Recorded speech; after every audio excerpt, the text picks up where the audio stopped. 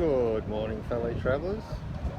Here we are today on the banks of the Chou Teuk River, Kampot, just enjoying a nice coffee. And I've got to say, this is not a bad cup for $1.25 especially, when the view is even better. We've recently had Starbucks open just down in the old fish market, which you can see down the end there, and Brown's Coffee. We're getting the chain coffees, and I will do a review on those eventually. But for my money, this is one of the best little spots in town if you want to grab a morning coffee, sit with the locals, enjoy the scenery, the old bridge, Bokor Mountain behind, and the locals come down here to fish.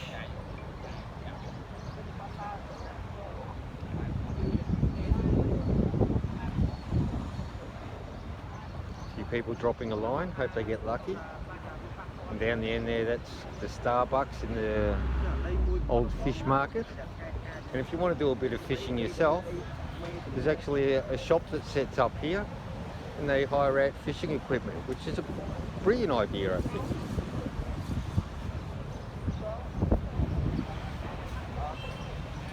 The shop is located right next to the old bridge. That's the lady there who does coffee. Hello.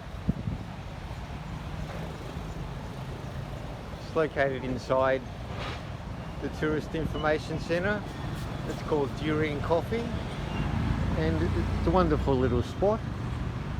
One of the other side reasons I brought you down here today is I intend to release this video on or about Christmas Day, and I just thought I'd show you the Cambodian version of the spirit tree. Just like in Western culture with the Christmas tree, these spirit trees predate Buddhism. They go back to animistic beliefs before Buddhism or Hinduism arrived in Cambodia. And people leave out little offerings like coffee, whiskey, cigarettes or food to please the spirits and to keep everything happy. This is a wonderful tree. It's one of the ones that have a parasitic tree growing on it. And I love the thought of one tree growing on another.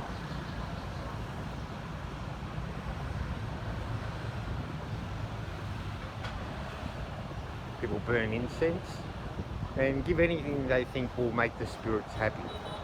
It's generally a reflection of what makes the person doing the offering happy, I've noticed. So if they like a bit of whiskey or beer, they'll put out whiskey and beer, cigarettes, food, cakes, whatever.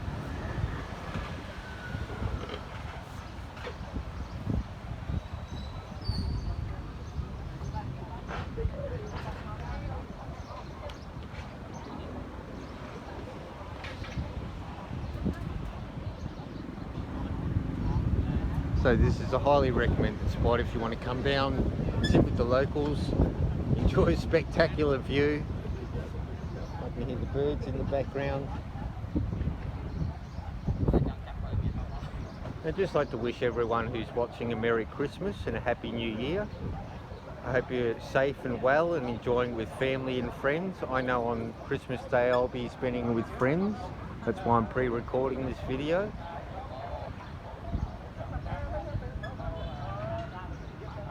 Christmas is a bit different in Cambodia. For most people it's just another day here. I've been here long enough that it isn't quite what it used to be when I lived in the West, but it's still a day when you think about family and want to spend it with friends. And to any of my family watching, I wish you an especially Merry Christmas. That's the old bridge, and from this angle you can see that span there. That is the height that restricts the dinner boats, which I've done a video on.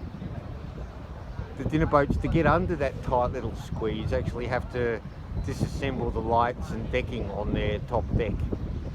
It's interesting to watch. I'd film it if I could, but they go past at night time and all you'll see is bright lights.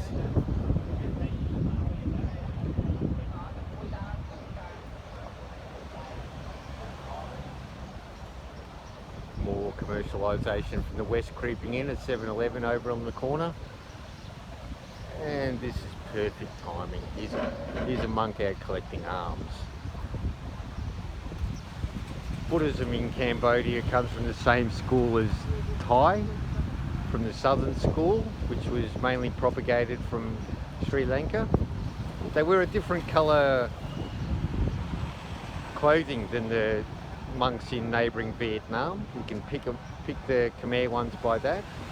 In the morning the monks all go out and they collect food or money, and that is meant to get the temple and its residents through the day. Temples not only feed the monks, if someone's really down on their luck, they'll come and eat and sometimes sleep in the temple. And even sometimes people who are not very rich but who are travelling to another city will stay at the temple. I find the colour of the monks' clothing exotically beautiful. I'm not sure how to put it into better terms. There's the spirit tree again. Wonder how old that fella is.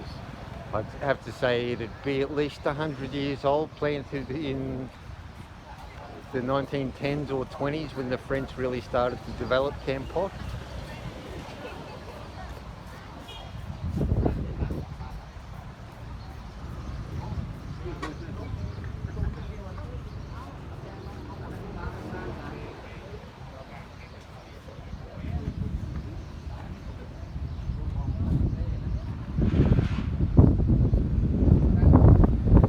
Now that is a pretty good coffee for $1.25, I've got to say. Okay, travellers, thanks for tuning in, and again I'll say Merry Christmas. Hope you're all happy and well, and I hope you have a wonderful day. Thank you. See you guys.